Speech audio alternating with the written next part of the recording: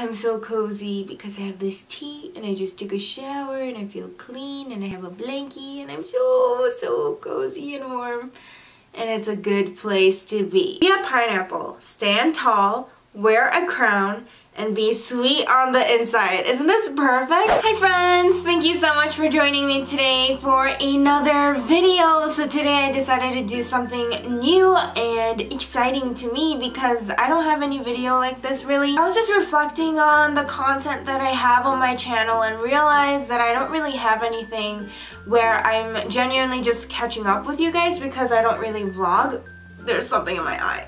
As I was saying, yeah, because I don't really vlog, which I'm gonna get to. I figured that, you know, I do want to have this beautiful, amazing, positive community that we already have, where we're really kind of living life together, you know, and sharing experiences and thoughts and just kind of being like real life friends. So I figured I would start this new series called Tea Time Chats with Jane. It's just gonna be called Tea Time Chats. And I figured if I do this like once or twice a month, it would be a really good opportunity for me to just like catch up with you guys and kind of collect my thoughts, and it will be like a good kind of thought diary as well. I hope you guys are down for this kind of video, and if you're not, don't worry, I have beauty content coming, but it is called Tea Time Chats, so I do have my tea. And don't you guys love this mug? It says, be a pineapple, stand tall, wear a crown, and be sweet on the inside. Isn't this perfect? Hubby got it for me for Christmas. Pineapples are my favorite fruits, and I just thought this was incredibly perfect. It just kind of encompasses what I want to be, who I want to be kind of as a person. So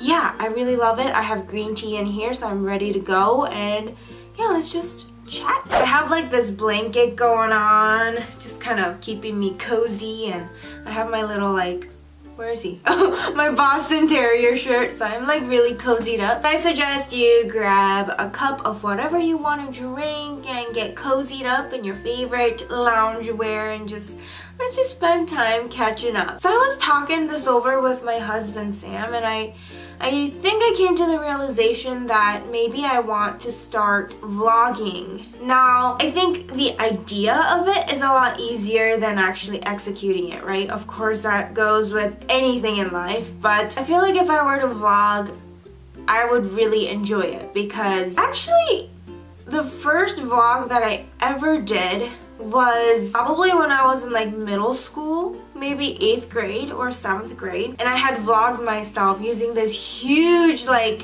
video camera, you know, those really big clunky ones that are like this big. I filmed myself. I don't even know why. I think I just had so much fun going to Chicago with my aunt and my little cousin, the oldest cousin that I have, but she was the only child at the time. And I had so much fun. We went to Sears Tower, I think we went to John Hancock. I get those two mixed up, but we went to John Hancock. We had so much fun in like Chinatown, and I don't even remember all the things that we did. Like probably we went to the Shed Aquarium, but it was just this weekend of pure joy and pure fun that I didn't want to forget about it. So I decided to record myself just sitting in front of the camera talking about the entirety of the trip, what we did, what kind of things. Oh yeah, we went to the Navy Pier. I remember because I remember myself saying that while recording myself. And I guess it was in my innate nature to cherish that moment in the form of recording myself and being able to watch back and remember the amazing things that I felt and did. I think the same kind of principle applies to just this modern day and age. Though my life is pretty seemingly mundane, like I work 40 hours a week, you know, after I come home, I usually film or just make dinner or just watch Netflix, so it's not the most exciting life that I have, but I think it would be good to even talk about like how I'm feeling, what I'm thinking, you know, just kind of use that time in the vlog to reflect throughout the day. So I'm seriously debating actually putting out like one vlog per week, and I think it may be a little bit ambitious, but I feel like I could do it. And if you guys are interested at all in just seeing how life is like for Jane, then yeah, I think I'd be more inclined to do it too. Long story short, I might start vlogging. Yay! Let's see, what else has been going on with me? Well, the biggest thing that I can think of off the top of my head is that I've started volunteering for my church in leading an Asian American, mainly Asian American high school small group, and that just entails, you know, doing kind of the youth group stuff if you're familiar with church culture, like doing curriculum based on, of course, authority of the Bible, and just kind of teaching these kids what it means to grow in faith with God, and also what it means to be Christian, what it means to be a Christ follower, as we like to say in our church. So things have been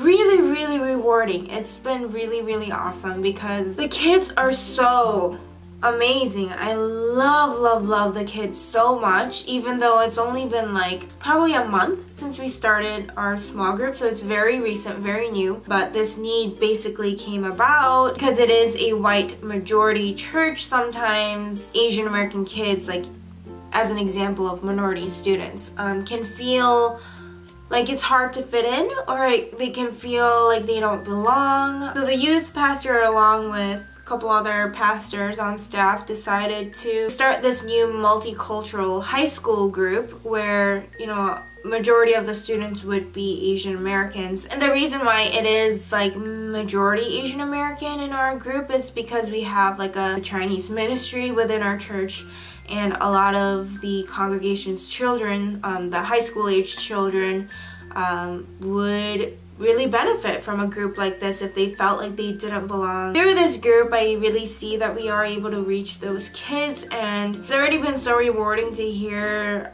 how much the kids like the group.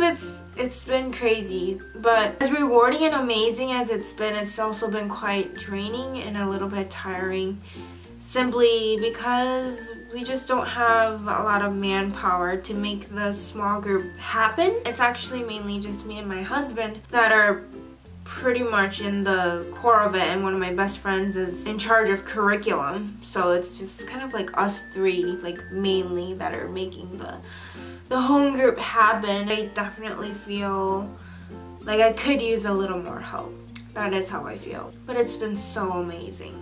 It's just been really great, and praise God. But besides that, I mean, that has been the biggest thing that's been taking up my emotional, mental, even physical energy sometimes, and it's been really great. But yeah, it's definitely more of a commitment than I thought it was gonna be initially. So yeah, that's been a huge thing lately. Otherwise, currently, the life is really good. Life is simple and yet really complicated. Isn't it funny how that works? Currently, I feel like there's a lot of uncertainties in life. Well, that's life, but really right now in particular, because my husband and I really don't know where life is gonna lead us in the next couple years, you know? And it's interesting to have to deal with patience and being flexible amidst